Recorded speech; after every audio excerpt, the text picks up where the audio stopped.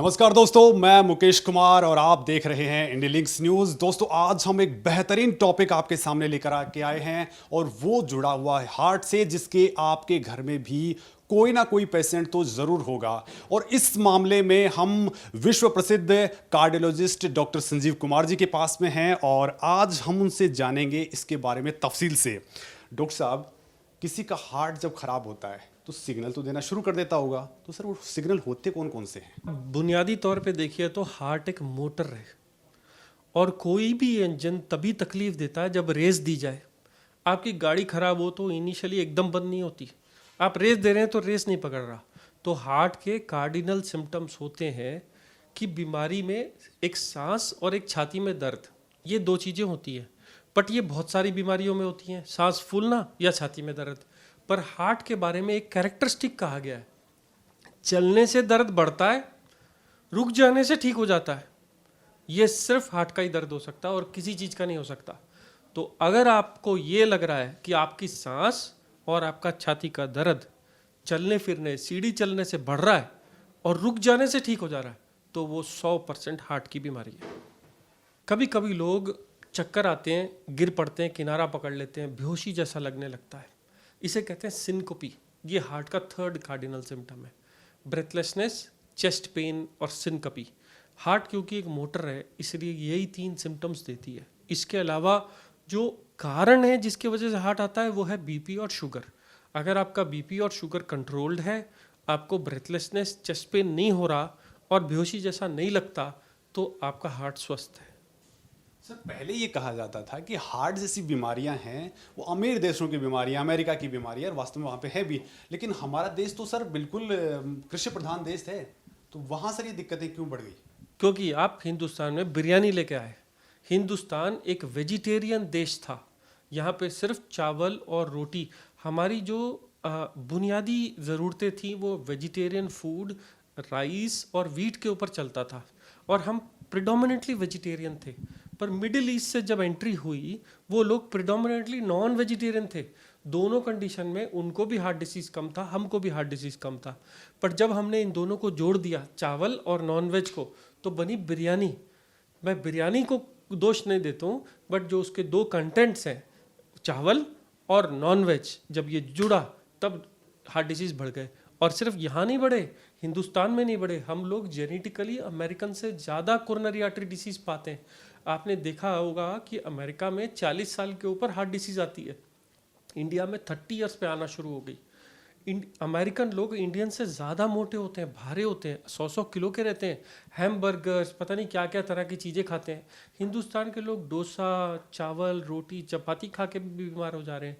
वो क्यों हो जा रहे हैं? क्योंकि हम लोगों ने वेस्टर्न कल्चर को अपना लिया है, हम लोगों ने ईस्टर्न ओरिजिनल कल्चर को छोड़ दिया। जो हज़ारों साल पुराना कल्चर था, हमारे बच्चे आज चॉकलेट्स खाते हैं और बाहर जाकर के खाना पसंद करते हैं, बर्गर्स खाते हैं। जो हमारा नेचुरल खाना है उसको भी हमने कन्वर्ट कर दिया, डोसे को भी कन्वेंशनल डोसा ना करके कोई और तरह का डोसा कर दिया। Basically change of food and in activity. पैसा ज़्यादा आ गया, खाना ज़्यादा खाने लगे। आप याद करिए, लास्ट टाइम अगर आप बाहर घूमने गए हो, छुट्टी मनाई हो, कौन सी वाली ऐसा टाइम है जिसमें आपने खाना ना खाया हो? संडे को बाहर घूमने गए, बाहर खाना खाया, मूवी देखने गए, खाना खाया, कोई भी चीज़ हो हम लोग खाना खा रहे हैं। तो मैं गरीब देश कैसे बोलूँगा जो हर टाइम खाना खाते हैं? ठीक है, हम खर्चा ज़्यादा नहीं करते, ठीक है, हमारी जेब में पैसा ज़्यादा नहीं है, पर over eating not on demand, just for fun. आज की तारीख में सबसे बड़ा खुशी जो है वो खाना हो गया है। आप देखिए, किसी को शादी पे बुलाइए और खाना नहीं खिलाएं, ऐसा नहीं होता। आप किसी को घर में बुलाएं तो उसको पूछते ज़रूर हैं। आप घर में 3 टाइम ज़रूर खाना खाते हैं। कोई भी आदमी अंडर नरिश्ड नहीं है, ओवर नरिश्ड है। हम अपनी प्रवृत्ति से ज़्यादा खाना खा रहे हैं, मोटे हो जा रहे हैं। मोटे हो जाने से हमारा नेचुरल फूड भी अल्टर हो गया है, इसीलिए हार्ट डिसीज़ आ रही हैं। और सर फिर मैं अगर मैं बात करूं, मेरे पिताजी हैं और उनको हार्ट इशू आया, और सर मैं आपके पास में आता हूं। आपके पास में जैसे आता हूं सर, आप आते ही देखते हैं और अरे इनको तो स्टेंट डलवाना पड़ेगा। तो सर ये स्टेंट क्या बीमारी है, क्यों इतना ज़्यादा इसका प्रचलन बढ़ गया? दूसरा, आपके पास में जैसे पहुंचते हैं, आप एंजियोग्राम करवाना शुरू कर देते हैं, आप उसका 2D इको करवाना शुरू कर देंगे, ईसीजी शुरू करवा देंगे। पैसे वो अगले के पास है या नहीं है, लेकिन वो काम जरूर शुरू हो जाता है। तो सर क्या ज़रूरी है ये सारी चीज़ें, और ऐसा क्यों है, क्यों इस चीज़ों का डर फैलाया जा रहा है? एक ब्रांच कार्डियोलॉजी जो हार्ट की मेडिसिन है, 1970 में इसने बहुत डेवलपमेंट देखी अपनी।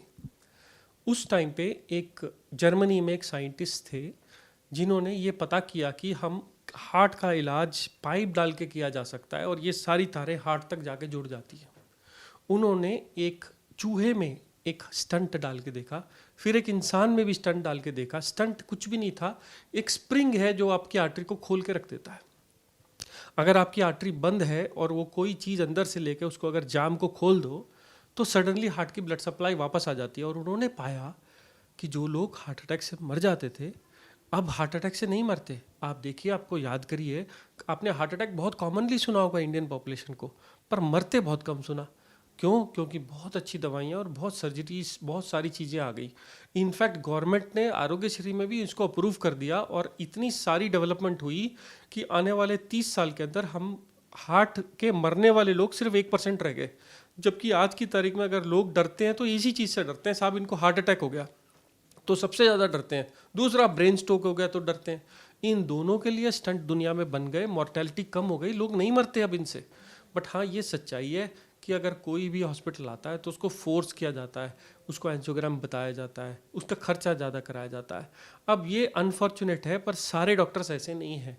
कुछ जगहों पे ऐसा किया जाता है जिसको मैं प्रमोट नहीं करता हूँ, बट मैं कहता हूँ कि हाँ, हार्ट डिसीज़ को पहचानिए। अगर आपका दर्द कंटिन्यूस हो रहा है, अगर आपका बीपी लो है, अगर आपके ईसीजी में फ्रेश चेंजेस आए, अगर ब्लड टेस्ट हार्ट अटैक बताए, तो आप सही रास्ते पे हो। तो आपको इमरजेंसी में केस करना पड़ेगा, नहीं किया तो वो हार्ट नहीं बचता, तो फिर बाद में बात करने का फ़ायदा नहीं रहता। बट हाँ, अगर आप सिर्फ रूटीन चेकअप के लिए, टीएमटी के लिए जा रहे हैं, उसमें आपको एक हार्ट का अंदेशा बता के रोक रहे हैं और कह रहे हैं कि एंजियोग्राफी करनी है, तो वो थोड़ा सा गलत लगता है। सर, गवर्नमेंट ने बाकायदा स्टेंट की बाकायदा सर्जरी को लेकर के गाइडलाइंस बना दी हैं, स्टेंट की प्राइजेस को लेकर के बना दी हैं, और फिर भी सर जब हॉस्पिटल में जाता है तो भयंकर तरीके से जेब काटी जाती है। तो सर इस पे क्या कहेंगे? सर, सरकार ने पूरी होमवर्क नहीं करी। उन्होंने सिर्फ स्टंट के दाम कम कर दिए। अब स्टंट के लगने वाले सामान के दाम को कौन कम करेगा? हॉस्पिटल में रहने के लिए दामों को कौन स्ट्रेट करेगा? डॉक्टर्स की फीस को कौन स्ट्रेट करेगा? डॉक्टर्स की डिग्री के हिसाब से जितना खर्चा होता है और उनके जो हॉस्पिटैलिटीज़ और इस सब की खर्चे होते हैं वो कैसे स्ट्रेट होंगे? तो गवर्नमेंट को फर्स्ट टू लेकर एंड तक हर चीज़ को सेटल करना पड़ेगा। ये तय करना पड़ेगा कि जैसे एक स्कीम के सिस्टम के हिसाब से कि ये चीज़ करेंगे तो इतना पैसा लगेगा। सरकार ने आधा काम कर दिया, सिर्फ स्टंट का प्राइस कम कर दिया। इन लोगों ने, जो बीच के सौदागर थे, उन लोगों ने बाकी सबके प्राइस बढ़ा दिए। तो अब सिर्फ एक स्टंट तो ऐसा चीज़ नहीं है कि मैं आपके हाथ में दूं और बोलूं आप अपना डाल लीजिए, खा लीजिए, घर जा करके हो जाएगा। इसको लगाने के लिए भी सामान लगता है, उसका प्राइस कम नहीं किया, उसको अमेरिकन कंपनीज को दे दिया। तो वो सारी चीज़ें अगर मेड इन इंडिया करना है, और stent made in India doctor APJ Abdul Kalam ने बनाया था, तो बाकी सारी चीज़ें भी इंडिया में शुरू करी जाएँ, उनकी फैक्ट्री लगाई जाए, सारे सामान को सस्ता किया जाए और गवर्नमेंट का उसके ऊपर डंडा कंट्रोल होना चाहिए कि इससे ज़्यादा पैसा नहीं लगेगा, तब इंडिया में स्टंट्स के रेट कम होंगे। सर, गवर्नमेंट ने तो जेनरिक दवाइयों के लेकर के बहुत अच्छा काम किया है, इसको लेकर भी गाइडलाइंस बना दी हैं कि इन पे बहुत ही सस्ती दवाइयाँ, जेनरिक दवाइयाँ देनी चाहिए। 1-2 रुपए की दवाई भी आती है सर, आप भी देखते हैं, और एक 2000 रुपये तक की दवाइयाँ भी आती हैं। तो डॉक्टर्स हैं वो 2000 वाले को ज़्यादा कंसंट्रेट करते हैं। सर, कंसंट्रेट नहीं करते, अवेलेबिलिटी के ऊपर है। जो जेनरिक दवाइयाँ उसके पूरे अगर शहर के अंदर 1 या 2 दुकानें हैं तो लोग क्या करते हैं, लोग नीचे जाके दुकान पे लेते हैं। नीचे जो किनारों पे जो दुकानें बनी रहती हैं वो अपने मार्जिन के हिसाब से ज़्यादा दुकानें खुली हैं। अगर आप शहर में देखिए तो नॉन जेनरिक की दुकानें अगर 100 होंगी तो जेनरिक की सिर्फ 1 है। क्यों? क्योंकि उसमें मार्जिन नहीं है, प्रमोशन नहीं है, उसके लिए कोई कुछ कहता नहीं, बोलता नहीं, करता नहीं, अवेलेबल भी नहीं होती। मैं ये कहता हूँ कि आप पहचानिए। डॉक्टर ने मान लो एक कोई भी दवाई की बात करी है, तो दवाई की कंपनी का नाम नीचे यहाँ लिखा है, सॉल्ट का नाम ये लिखा है। आप क्यों सॉल्ट का नाम देख करके उसी की दवाई नहीं लेते? हर दवाई के ऊपर ऐसे ही लिखा रहता है। आप पत्ते के ऊपर पढ़िएगा, नीचे कंपनी का नाम और कंपनी की सॉल्ट का नाम लिखा रहता है। आप सिर्फ सॉल्ट के नाम से दवाई लीजिए ना, जेनरिक में जा करके। अगर इमरजेंसी में है और आपको कभी कोई दवाई लेनी भी पड़ रही है महंगी कंपनी की, तो टेम्परेरी 5 दिन 10 दिन की लीजिए। पर जेनरिक की दवाइयाँ उतनी ही इफेक्टिव हैं, और डॉक्टर को तो सॉल्ट से मतलब है। आपको हाइपरटेंशन है, शुगर है, आप शुगर की दवाइयाँ लीजिए, जेनरिक की बहुत अच्छी आती हैं, इनफैक्ट ज़्यादा अच्छी क्वालिटी है। मैं तो मानता हूँ, मेरा मानना ये है कि आपको जेनरिक दवाइयाँ क्यों लेनी चाहिए बताता हूँ। अगर आपने 100 रुपए की 10 गोलियां ली तो 10 रुपए की गोली पड़ी।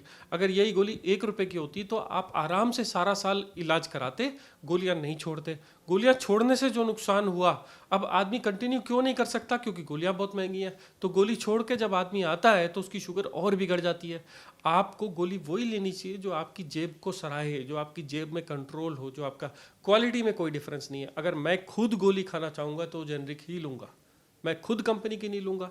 सर आपने बताया कि जैसे हार्ट सिग्नल देना शुरू कर देता है और उसके लिए जो मेजर रीजंस आ जाते हैं कि हाइपरटेंशन एक बड़ी चीज़ आ जाती है, दूसरा सर उसमें डायबिटिक जो कंडीशंस हैं वो बन जाती है। सर इनको रोकने के लिए हमारे घर पे क्या हो सकता है, क्या कुछ हम काम शुरू करें? सर जी, हमारे घर में 2 जहर परोसे जाते हैं, एक है नमक और एक है चीनी। ये दोनों नेचुरल डाइट नहीं है। आप देखिए सब्जी के अंदर हम लोगों ने आदत बना ली है मसाले डालने की, उसको टेस्टी करने के लिए। फूड किसी भी तरह का रहने दो, उसमें नमक डालने की आदत हो गई है। बगैर नमक के हम खाना नहीं खा सकते। आप पूछ लीजिए किसी से कि आप चीनी और नमक अगर मैं आपके घर से हटा दूं तो आप क्या खा पाओगे? तो आप कहोगे कोई भी चीज़ ऐसी नहीं आती जिसमें चीनी या नमक ना डले। पर आप अपने आप से पूछिए, क्या ये दोनों नेचुरल हैं? क्या जानवरों को कभी बीपी शुगर हुआ था? या आप एक मुझे जानवर का नाम बताओ जिसको बीपी होता हो। उनमें भी बुजुर्ग होते हैं, कुत्ते हम लोग घर में पालते हैं, क्या वो हाइपरटेंसिव होते हैं? क्या उनको शुगर होती? क्यों नहीं होती? क्योंकि वो चीनी नहीं खाते, क्योंकि वो जूस नहीं पीते, पी नहीं सकते, उनको चीनी मिलती नहीं। ये जहर आप 1 साल से अपने बच्चे को परोसते हो, मिल्क में मिला के घर में देते हो, रोज खाते हो नियम से। सुबह चाय के अंदर चीनी, दोपहर चाय के अंदर चीनी, शाम को चाय के अंदर चीनी, हर सब्जी के अंदर नमक डालते हो। एक सब्जी का नाम बताओ जिसमें नमक ना डलता हो। और आप नहीं, मैं खुद ये करता हूँ, कंट्रोल नहीं होता, खाना नहीं खाया जाता। पर हम कम तो कर सकते हैं। मैंने खुद चीनी बंद कर दी। मैं आपसे ये कहूँगा कि चीनी नेचुरल प्रोडक्ट नहीं है। कुछ लोग उसके बजाय गुड़, नेचुरल गुड़, कुछ भी नेचुरल नहीं होता। ये सब अननेचुरल प्रोडक्ट्स हैं। कितना भी नेचुरल की बात करिए, चीनी और गुड़ नहीं खाने हैं, जूस नहीं पीना है। आपको नेचर ने मिठाई के लिए फल दिया है, कितना मर्जी खाइए, कोई प्रॉब्लम नहीं है। नमक को ऊपर से मत डालिए, सिर्फ इतना डालिए जिससे आपका घर चले। अगर नमक और चीनी 2 जहर आप अपनी ज़िंदगी से बाहर निकाल सकते हैं तो आपको हार्ट डिसीज़, बीपी और शुगर होगा ही नहीं, और है तो कंट्रोल हो जाएगा। खैर सर ये बात तो होगी, लेकिन सर एक चीज़ और देखने को मिलती है कि इंसान को जब प्रॉब्लम आती है डॉक्टर के पास भाग करके जाना चाहिए। और मुझे लगता है कि अगर वो प्राइमरी स्टेज में भी जाता है, आप लोगों के पास में आता है, तो वो बेटर तरीके से आप उसका ट्रीटमेंट कर सकते हैं और बेटर तरीके से काम हो सकता है। लेकिन सर डर लगता है जेब कटने का सर, तो वो जेब कटने वाला जो सिस्टम है सर वो कम कैसे हो सकता है? इसको लेकर के सर आप क्या कहेंगे कि जो हॉस्पिटल की तरफ आदमी जो बिल्कुल नेचुरली चला जाए और नेचुरली उसका ट्रीटमेंट भी उसी तरीके से, उसकी जेब भी ना कटे, तो ऐसा कौन सा सीन क्रिएट हो सकता है? आप कौन सा ऐसा आइडियोलॉजी हो सकती है जिसके तहत ये सारे काम बहुत स्मूथ चलना शुरू हो जाएं? मैं इसका जवाब तो दूंगा, पर बहुत लोग पसंद नहीं करते ये बात। आपने देखा होगा लोग क्लिनिक्स में जाना पसंद करते हैं, डॉक्टर को क्लिनिक में दिखाना पसंद करते हैं, क्योंकि उनको पता है क्या एक्सपेक्टेड है। पता है मैं इतनी फीस दूंगा और मेरी बात रखी जाएगी। हॉस्पिटल लोग डर के मारे नहीं जाते कि एडमिट करने को बोलेंगे, बड़े बड़े खर्चे बनाएंगे, बड़ी बड़ी बीमारियों के नाम बताएंगे। एक्चुअली गलती हमारी बुनियाद में है। पूरे वर्ल्ड में ज़्यादातर डेवलप्ड नेशंस के अंदर medical system, medical facilities free हैं। इसको कभी भी बिजनेस का दर्जा नहीं दिया गया। मैं ये मार्केट से चीज़ लेके आया, 1 रुपए की, 2 रुपए की बेच दी, इसको बिजनेस कहा जाता है। आज की तारीख में अनफॉर्चुनेटली हेल्थ सिस्टम एक बिजनेस बन गया है। बहुत कम लोगों के हाथ में ये चाबी चली गई है। हॉस्पिटल में 100 डॉक्टर्स काम करते हैं, सिर्फ अपनी फीस लेते हैं, पर उनके ऊपर जोर दिया जाता है कि आप कमा के दीजिए मुझे, नहीं तो आपको निकाल दिया जाएगा। इस वजह से यह माफिया सिस्टम में कन्वर्ट हो गया है। मैं चाहता हूँ कि सरकार सारे प्राइवेट इंस्टीट्यूट्स को बंद करके गवर्नमेंट में कन्वर्ट करे। हर एक के ऊपर ऐसा डंडा चलाया जाए कि वो उनके कंट्रोल के अंदर हो। डॉक्टर्स को अपनी फीस अपनी कैपेबिलिटी के हिसाब से और वर्क कल्चर के हिसाब से देनी चाहिए, क्योंकि अगर आप ऐसा नहीं करोगे तो लोग डॉक्टर, आपके बच्चे डॉक्टर बनना बंद कर देंगे। कम से कम उनके खाने के और उनके घर के रहने के ताकत के बराबर उनको पैसा देना पड़ेगा। दवाइयों को जेनरिक में कन्वर्ट करिए और उनकी बिक्री को कंट्रोल करिए, और ये देखिए कि उसमें माफी सिस्टम ना ऐड हो। ब्लड टेस्ट, जो हज़ारों टेस्ट 2000 रुपये में 50 टेस्ट करा लो, किसी को नहीं पता उस टेस्ट में क्या आया क्या नहीं आया। प्राइमरी हेल्थ चेकअप के नाम पे लूट लिया जा रहा है। बड़ी बड़ी दुकानें खुल गई हैं जिसमें 50-50 टेस्ट, 30-30 ब्लड के टेस्ट कराए जा रहे हैं, जिनका कोई मतलब नहीं है। उस आदमी को टेस्ट नहीं मिल रहा जिसको ज़रूरत है, और उसको मिल रहा है जिसको कोई ज़रूरत नहीं है। और उसको ज़बरदस्ती कराया जा रहा है। ये सब टेस्ट, हेल्थ चेकअप्स कराए जा रहे हैं, स्कूलों में जा करके, बड़ी बड़ी ऑर्गेनाइजेशन में जाके कराए जा रहे हैं। हेल्थ सिस्टम को मिसयूज़ किया जा रहा है, एब्यूज़ किया जा रहा है। हेल्थ सिस्टम बहुत मुश्किल से मिलता है। It is a boon to society. एक सोसाइटी में डॉक्टर और हेल्दी सोसाइटी होना एक सोसाइटी की बहुत बड़ी किस्मत की बात होती है। इसको कैसे यूज़ करना है, ये हमारे जो कंट्रोल करने वाली ऑर्गेनाइजेशंस हैं, ये उनके हाथ में होना चाहिए। डॉक्टर्स को डिग्री के हिसाब से कितना पैसा मिले, हॉस्पिटल के हाथ में कितना परसेंटेज का बेनिफिट आए, या सारे के सारे सिस्टम को गवर्नमेंटाइज कर दीजिए। मत डरिए गवर्नमेंटाइज करने से, क्योंकि अगर आपने एक डिसीजन ले लिया, डीमोनेटाइजेशन का भी तो डिसीजन लिया था, वो आसान तो नहीं था ना। तो पूरे हेल्थ सिस्टम को गवर्नमेंट करने में कितनी देर लगती है। अगर विल होता है, और अगर विल होता तो ये कोरोना में ही हो जाना चाहिए था, क्योंकि लोग नहीं लूटे जाते अगर ये सारा गवर्नमेंटाइज होता। कितने हजारों हॉस्पिटल्स ने कितने हजारों बिल्स बना बना के लोगों को, मैं ये नहीं कहता हूँ लूटा, उन्होंने अपना बिजनेस किया, पर वो बिजनेस को होने की इजाज़त दी किसने? सरकार ने दी, हमारी संस्थाओं ने दी। अगर मान लो सरकार उसी दिन बोल देती कि महाकाल आ गया है और अब मैं ये अलाउ नहीं करती, अब सारा का सारा सिस्टम हमारे हाथ में है, हम तय करेंगे कि कौन कितना कमाएगा और कौन कितना ले जाएगा, तो ये सब महामारी आती नहीं थी। लोगों के ऊपर, लोगों की जेब के ऊपर बोझ आता ही नहीं था। हमारी सैलरीज गवर्नमेंट देती, दवाइयों की जिम्मेदारी, ऑक्सीजन की जिम्मेदारी गवर्नमेंट उठाती। अगर ऐसा होता तो पूरे वर्ल्ड में इंडिया को सराहा जाता। आज की तारीख में भी अमेरिका हमसे ज़्यादा महंगा हेल्थ सिस्टम कह रहे हैं, हमारा तो बहुत एफिशिएंट हेल्थ सिस्टम कह रहे हैं, बट हमारे लोग अफोर्ड नहीं कर सकते। इसके लिए पॉलिटिकल विल की ज़रूरत है, पर किसी एक आदमी को इसके ऊपर इनिशिएट करना पड़ेगा। अगर आप अच्छे तरीके से इसको इनिशिएट करेंगे तो ना कि हमारी सोसाइटी, बाकी हमारे सारे डॉक्टर्स जितने भी इसमें काम करते हैं दिलो जान से, ये सोच करके कि हम डॉक्टर इसलिए बने थे कि लोगों की सेवा करेंगे, उन लोगों का भी ये प्रण पूरा होता है। सर, इससे तो आपसे पूरा प्राइवेट हेल्थ सेक्टर जो है वो बड़ा आपसे नाराज़ हो सकता है। लेकिन सर दूसरा पॉइंट ये भी है कि गवर्नमेंट के जो हॉस्पिटल्स हैं सर, आपने उस्मानिया हॉस्पिटल देखा है, दिल्ली के एम्स की हालत भी देखी है सर, कुत्ते तक भ्रमण कर लेते हैं सर आईसीयू के अंदर। तो ये सर एक बड़ी प्रॉब्लम है, तो वो गवर्नमेंट के अंदर ये प्रॉब्लम आती है। सर इस पर क्या कुछ कहेंगे? सर मैं भी गवर्नमेंट सिस्टम से पढ़ के आया हूँ और कम से कम 3 गवर्नमेंट इंस्टीट्यूट्स में काम किया है। अगर आप मेरे मन की बात पूछे तो मैंने जो सबसे ज़्यादा केयर, अगर सबसे ज़्यादा मन से किसी आदमी की सेवा करी है तो गवर्नमेंट इंस्टीट्यूट में ही की थी। और आज की तारीख में भी जो नए डॉक्टर्स बन के गवर्नमेंट इंस्टीट्यूट्स में जाते हैं बहुत अच्छा काम करते हैं, क्योंकि उनको कोई लालच नहीं है, कोई पैसे की कमाई नहीं है। उनको तो रात में सिर्फ सोने को जाना है, 10,000 रुपये दे दो, उनका खाना हो जाता है, वो खुश रहते हैं। उसमें तो इतना पायस है कि वो तो एक मंदिर की तरह है गवर्नमेंट इंस्टीट्यूट। सिर्फ फ़र्क क्या है कि वहाँ की सफाई, वहाँ की बेसिक केयर, वहाँ की मेडिसिन, वहाँ की एक्सरे की मशीन अगर ख़राब होगी तो उसको रिपेयर कराने, संस्थान को चलाने के लिए एक विल चाहिए रहती है। काम करने वाले डॉक्टर्स आपके पास हैं, मेडिकल स्टूडेंट्स बहुत जी जान से मरीज की सेवा करते हैं। सिर्फ सिस्टम को सही करना है। सिस्टम में जो हमारी जो अड़चनें लगी हुई हैं कि इससे अप्रूवल चाहिए, उससे अप्रूवल चाहिए, नहीं तो ये मशीन ख़राब पड़ी रहेगी, ये नहीं आएगा, वो नहीं आएगा, दवाइयाँ टाइम पे नहीं मिलेगी। नहीं तो गवर्नमेंट सिस्टम पूरे वर्ल्ड में प्राइवेट सिस्टम से बेटर है। सिर्फ प्राइवेट सिस्टम फास्ट है, वहाँ पे क्वेश्चंस नहीं पूछे जाते, वहाँ पे अप्रूवल्स नहीं लिए जाते, वहाँ पे विल है काम करने का। प्राइवेट सिस्टम गवर्नमेंट सिस्टम से अच्छा नहीं है, फास्ट है। सर बहुत ही बेहतरीन चीज़ें आपने हमारे साथ में डिस्कस की हैं, और एक हार्ट को स्ट्रॉन्ग करने के लिए आपने जो तरीके बताए हैं वो वास्तव में अपने आप में बेहद खास हैं। तो दोस्तों इस जानकारी को भी आप ज़्यादा से ज़्यादा शेयर करें ताकि ये जानकारी लोगों तक पहुँचे और उनकी हार्ट से रिलेटेड बीमारियां बहुत अच्छे तरीके से ठीक हो सकती हैं। और पहली बात तो उनको डॉक्टर्स तक भी पहुँचने की दरकार नहीं पड़ेगी, जो डॉक्टर साहब ने आपको पूरी चीज़ें बता दी हैं।